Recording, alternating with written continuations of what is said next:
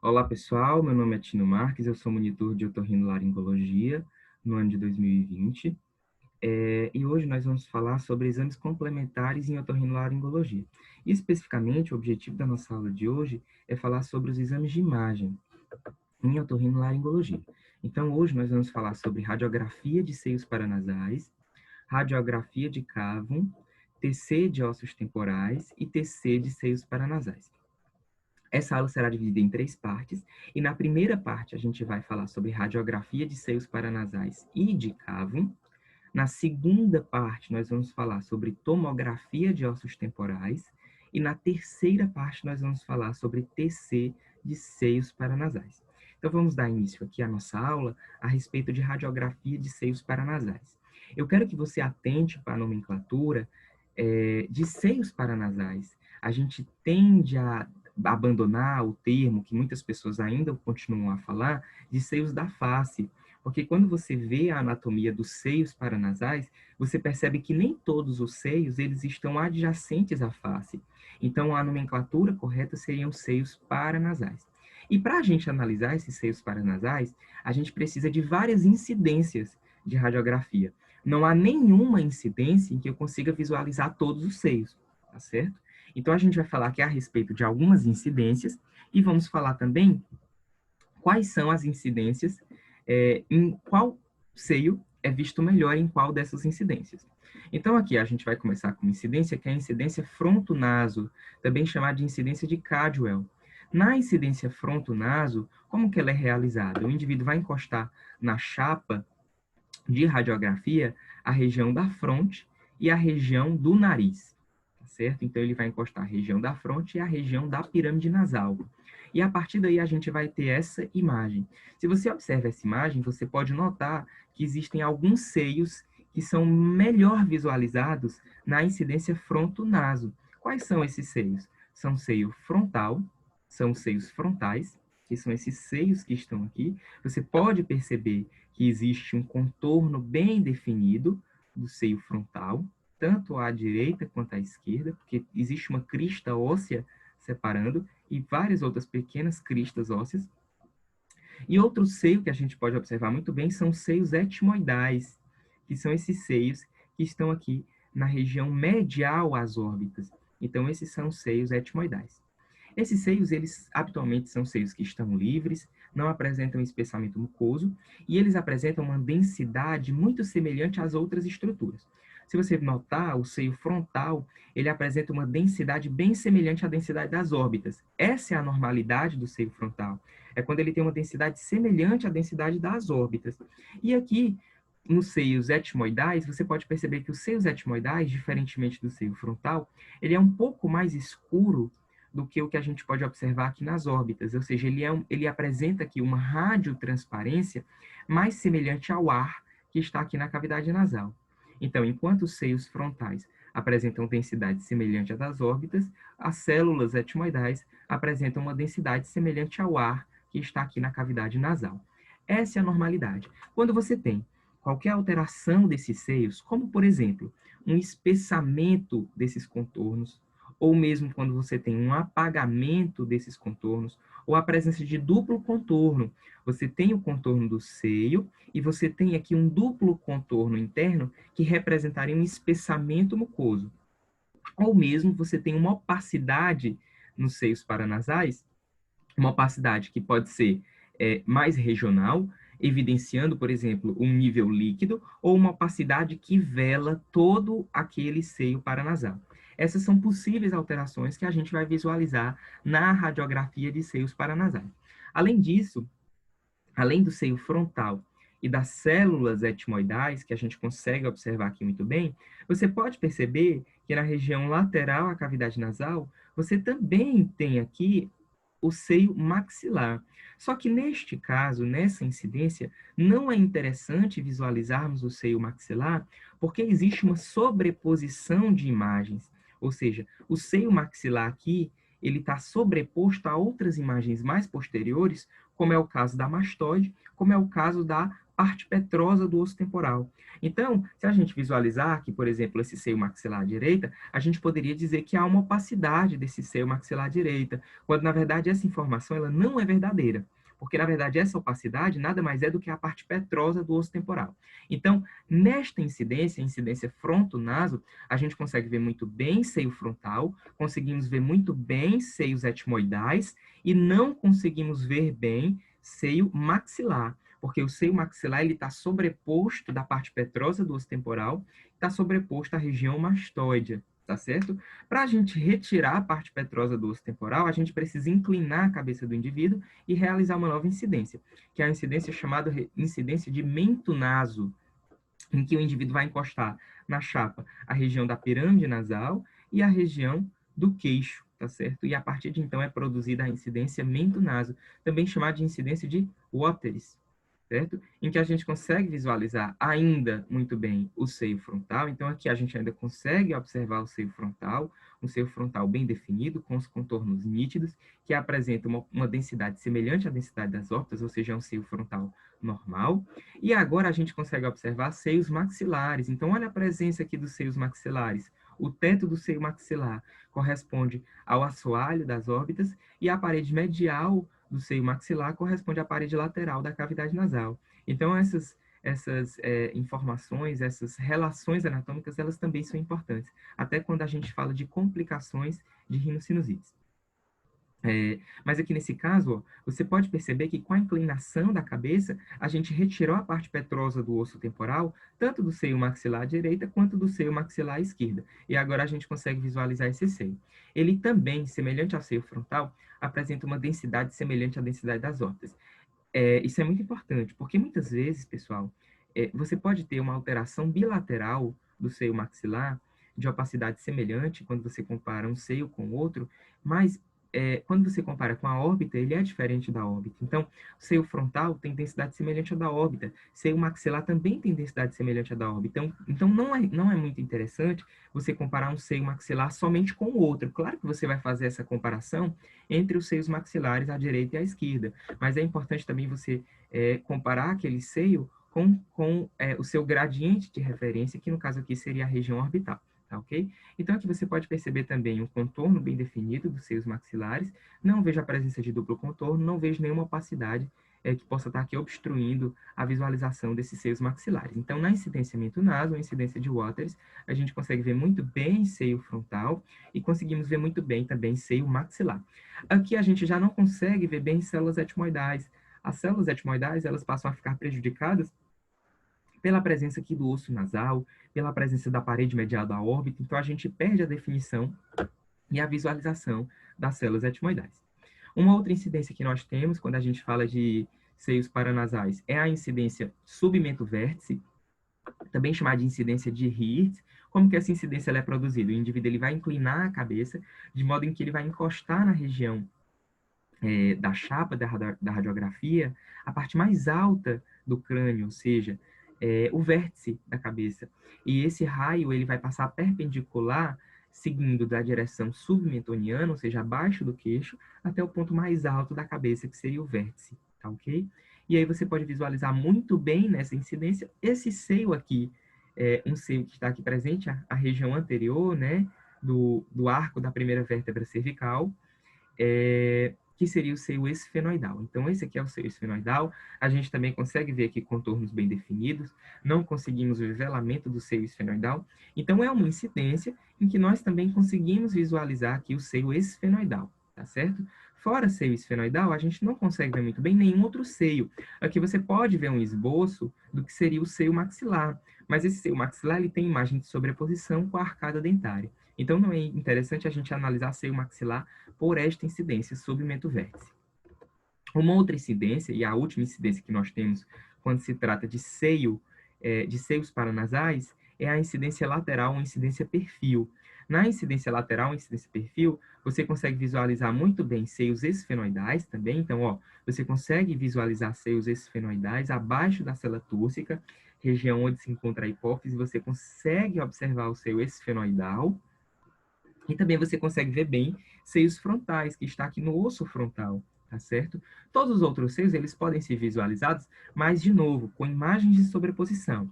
Então, aqui você vê um esboço do que seria o seio maxilar, mas lembre-se, esse seio maxilar está sobreposto ao seio maxilar contralateral e sobreposto também a alguns ossos da cavidade nasal. Aqui você também consegue visualizar um esboço do que seriam os seios etmoidais, mas também ele está sobreposto aos seios etmoidais do outro lado e sobreposto a alguns ossos presentes aqui no crânio. Então, os melhores seios que são visualizados aqui pela incidência lateral ou perfil, realmente são seio frontal e seio esfenoidal. Tá certo? Então, essas são as alterações, essas são as incidências que a gente pode analisar quando se trata de radiografia de seios paranasais. Aqui a gente tem uma radiografia com uma alteração. Então, primeiro, qual é a incidência dessa radiografia de seio paranasal? Essa incidência é a incidência mento-naso. Você percebe que o indivíduo está aqui com o queixo e com a pirâmide nasal encostados na chapa de radiografia. Você sabe disso porque você percebe que aquela parte petrosa do osso temporal, que habitualmente oclui o seio maxilar na incidência fronto-naso, aqui não está acontecendo. Aqui eu retirei a parte petrosa do osso temporal. Mas ainda assim eu continuo com uma alteração. Vamos analisar seio por seio. Aqui eu tenho seio frontal, à direita, semelhante à densidade da órbita à direita, ou seja, normal, contornos bem definidos, muito bem. Aqui eu tenho o seio frontal à esquerda, também com contornos bem definidos e densidade semelhante à órbita ipsilateral. E aqui, quando a gente visualiza os seios maxilares, a gente tem o seio maxilar à esquerda, também de contornos bem definidos, sem velamento, e o seio maxilar à direita completamente velado. Então, essa poderia ser, por exemplo, a radiografia do seio paranasal de um indivíduo que tem uma rinocinusite aguda. Lembrando que, para que a gente dê o diagnóstico de rinocinusite aguda, não é preciso nenhum exame de imagem, tá certo? O diagnóstico de rinocinusite aguda é clínico, é quando esse indivíduo tem sintomas que perduram por mais do que 10 dias, ou quando ele tem sintomas que pioram a partir do 5º dia de doença. Então, esse é o diagnóstico clínico da rinocinusite. Então, a gente percebe que a radiografia de seios paranasais, quando se trata de sinusopatia, ela não tem tanto valor assim, porque o diagnóstico de rinocinusite ele é clínico, mas claro que dentro do contexto adequado, no indivíduo que já tem um diagnóstico clínico, você poderia ver muito bem esta imagem aqui, que é, por exemplo, o velamento do seio maxilar à direita, tá certo? Numa incidência, que é uma incidência mento-naso, ou também incidência de Wateris. Agora também, nessa primeira parte da aula, nós vamos falar da radiografia de cavum. O que vem a ser o cavum? Cavum nada mais é do que essa região da nasofaringe. Então, essa região da nasofaringe, logo após o término da cavidade nasal, acima da orofaringe, nós temos a região nasofaringe, uma região muito importante, bem dinâmica, bem complexa, onde a gente tem a tonsila faríngea, que é a adenoide, essa opacidade abaixo do seio esfenoidal, representado pela letra A. À frente aqui da adenoide, você tem também uma região mais radiotransparente, que nada mais é do que a coluna aérea da nasofaringe.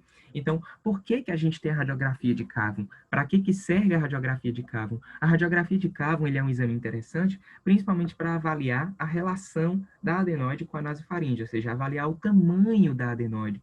Então, portanto, ele é um exame importante quando a gente fala de hiperplasia adenoidiana. Claro que não é um único exame, tá bom? Nós temos outros exames, exame endoscópico, como a nasofibrofaringoscopia, que muitas vezes é mais voltada para o especialista, que também consegue analisar a região da nasofaringe e o tamanho da adenoide. Mas quando a gente fala de atenção primária, quando a gente fala de médico generalista, a radiografia de cavum ela tem uma importância muito grande nesse contexto. Lembre-se que a adenoide ela é uma tonsila de difícil visualização. Você teria que fazer uma rinoscopia posterior para tentar visualizar a região adenoidiana, né? De modo que isso não é habitualmente feito. Então, a gente consegue observar muito bem tonsila palatina, quando a gente faz uma orofaringoscopia, inclusive tem a classificação de Brodsky, né? Você pode classificar a hiperplasia da tonsila palatina a partir da classificação de Brodsky. Então, a gente não precisa de exames de imagem para poder visualizar a tonsila palatina, as amígdalas, mas quando a gente fala de tonsila faríngea, que é a adenoide, a gente habitualmente precisa de um exame de imagem. E a radiografia de cavum, ela vem nesse sentido, avaliar a relação da adenoide com a região da nasofaringe. E aí, essa avaliação pode ser desde uma avaliação subjetiva, mas é sempre importante que a gente tente objetivar essa avaliação traçando alguns parâmetros, como, por exemplo, os parâmetros que vão ser falados aqui em diante. Então, você pode pegar aqui da base da adenoide até o ponto da sua maior concavidade e traçar qual é o tamanho dessa adenoide. Você pode traçar aqui um tamanho desde o palato mole até essa região também de maior concavidade da adenoide e falar qual é o tamanho da coluna aérea da nasofaringe. E ainda existe esse outro traçado, que é um traçado que vem da parte mais superior e anterior da adenoide até essa região aí do antro maxilar, que é o que ele coloca, seria esse traço aqui, essa linha reta, totalmente contígua, né? Mais superior. E existem também outros métodos de avaliação. O que você pode fazer? Você também pode traçar uma linha na base do crânio, e a partir desta linha, traçar outras linhas perpendiculares a esta. Uma linha que sai dessa linha perpendicular até o ponto de mais alta concavidade, e uma linha perpendicular que sai daqui da base do crânio até a região mais posterior do palato duro. E aí a gente pode fazer uma relação chamada razão adenoide nasofaringe. Eu vou pegar esta linha contígua, que está aqui, e vou fazer uma relação com essa linha pontilhada, ou seja, eu quero ver qual é a relação da adenoide em relação à coluna aérea da nasofaringe. Quanto que essa adenoide ocupa de espaço em relação à nasofaringe, que é o que está aqui representado na figura B. Você traçamos uma linha, traçamos um plano na base do crânio e a partir daí traçamos outras duas linhas perpendiculares à primeira, uma que se dirige até o final da adenoide e uma outra que se dirige até a parte posterior do palato duro. A partir de então, a gente pode traçar o que seria a razão adenoide nasofaringe. Também é uma maneira de avaliação da adenoide, ou seja, tanto você pode estudar a adenoide individualmente, como você pode fazer uma relação com a nasofaringe. E alguns autores acabam simplificando aquela segunda imagem com apenas um único traçado. Então, em vez de você fazer dois traçados com base numa linha que passa na base do crânio, em que os dois traçados têm que ser perpendiculares ao primeiro, era o que a gente havia visto na última imagem, aqui não. Alguns autores resumiram essa técnica de avaliação da adenoide e traçaram apenas uma única linha. Essa primeira parte da linha se refere à adenoide, essa segunda parte da linha se refere à coluna aérea da nasofaringe. É o que ele chama de razão adenoide nasofaringe modificada. Ele apenas modificou a razão, mas ainda assim continua com uma relação muito boa em relação ao método original. Então veja, pessoal, que a radiografia de Cavum ela tem um objetivo. Ela tem um objetivo de nos trazer qual é o tamanho da adenoide. E se essa adenoide, o tamanho dela, a hiperplasia dela, se ela é significativa e é capaz de trazer sintomas ao paciente. Existem alguns estudos, como por exemplo os estudos desses dois autores aqui, que notaram que somente o tamanho da adenoide na radiografia de Cavum não diferia entre crianças sintomáticas e assintomáticas.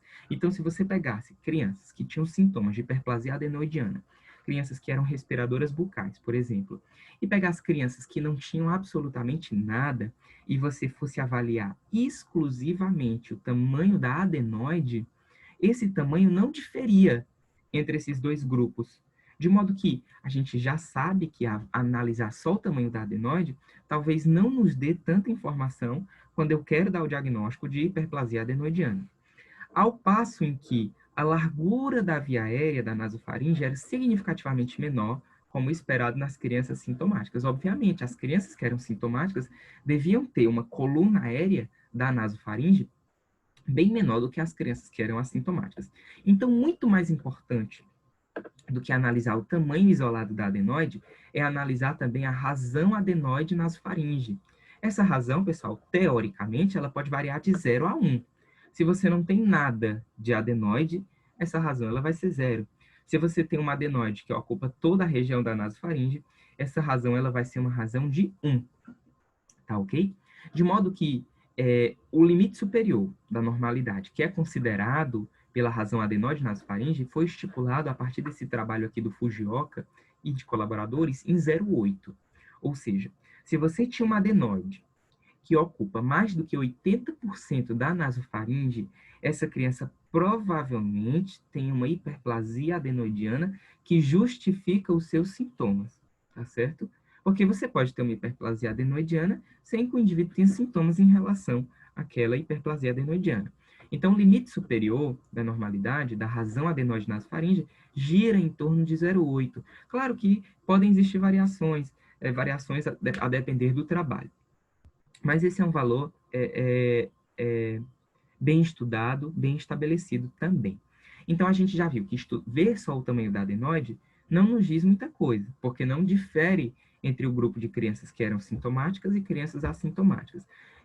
Por outro lado, a razão da adenoide em relação à nasofaringe é importante, porque se eu tenho uma adenoide grande, mas eu também ainda continuo tendo uma coluna aérea da nasofaringe grande, tudo bem, essa criança provavelmente não deve ter sintomas.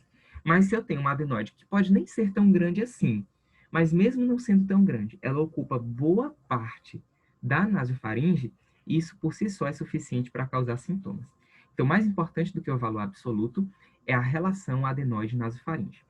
Lembrando, pessoal, que a radiografia de Cavum é um exame, perdão, a radiografia de Cavum é um exame que tem suas limitações técnicas. Então, lembre-se que a radiografia é um exame bidimensional e é uma reprodução estática de uma região anatômica que é completamente dinâmica e complexa. Então, aquela região que compõe ali a nasofaringe, ela é uma região dinâmica, ela muda a depender daquilo que a criança está fazendo. Ela pode mudar no choro, ela pode mudar no sono, ela pode mudar na inspiração, na expiração. E quando eu faço uma radiografia, eu estou vendo um momento estático e mais, eu estou vendo aquela imagem bidimensional. Então, esse é um problema que a radiografia de Cavum ela traz. Esse problema, quando a gente pensa no outro exame de imagem que avalia a adenoide, que é a nasofibrofaringoscopia, ele é boa parte sanado, porque a nasofibrofaringoscopia é um exame tridimensional, que estuda essa região anatômica de uma maneira tridimensional e estuda nos mais variados das mais variadas formas. Então, durante a inspiração, durante a expiração. Então, isso ajuda muito também na avaliação da adenoide. Lembrando que pode ocorrer estreitamento da nasofaringe em situações como sono e choro, que não são avaliados na radiografia de Cavum. Por quê? Porque a gente vai ver que na radiografia de Cavum, a técnica radiográfica que envolve esse exame, a criança tem que estar com perfil absoluto e a cabeça orientada no plano horizontal, de boca fechada e em inspiração. Então, é um momento bem pontual em que eu vou avaliar a adenoide. Eu peço para a criança ficar de perfil, com a cabeça bem na horizontal, de boca fechada e puxa o ar e prende o ar, ou seja, em inspiração. Então, você percebe que naquele momento em que eu faço aquele exame, eu posso ter uma RAM, uma razão adenoide nasofaringe, que nem seja tão alta. Mas quando a criança vai dormir, por exemplo, durante o sono, ela pode ter uma alteração anatômica daquela região nasofaríngea que realmente causa obstrução, tá certo? Então, a radiografia de Cavum é um exame interessante, principalmente quando a gente fala de atenção primária à saúde, quando a gente fala de médicos não especialistas, mas lembrando que, sim, apresenta suas limitações. Se você tem uma criança que, mesmo com todas essas limitações, apresenta uma razão adenoide nasofaringe de 0,9, essa criança ela tem hiperplasia adenoidiana. Mas esse exame, mesmo que normal, ele não exclui também a possibilidade de hiperplasia adenoidiana, porque pode ser a criança que só vai ter um certo grau de obstrução significativa durante o sono, por exemplo, tá certo? Então, pessoal, essa é a nossa primeira parte da aula. Nessa primeira parte, a gente revisou, portanto, radiografia de seios paranasais e radiografia de Cavum. Na segunda parte, lembrando, nós vamos falar de TC de ossos temporais e na terceira parte nós vamos falar de TC de seios paranasais.